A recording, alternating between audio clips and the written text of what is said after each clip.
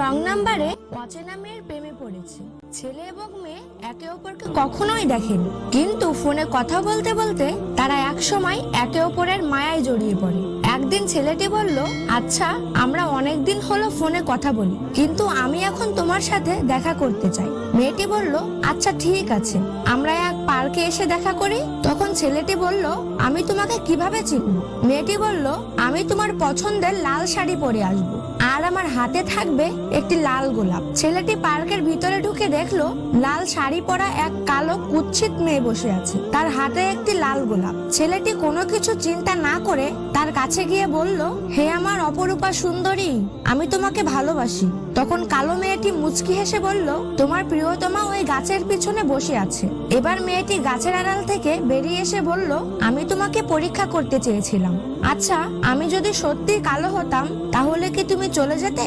ছেলেটি বলল, আমি তোমাকে মন থেকে ভালোবেসেছি, তোমার রূপ দেখে নয়। তোমার এই রূপ চিরদিন থাকবে না, কিন্তু তোমার এই সত্যিকারের ভালোবাসা আজীবন থাকবে।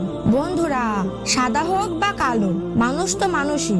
রূপকে ভালো না বেসে মনকে ভালোবাসুন।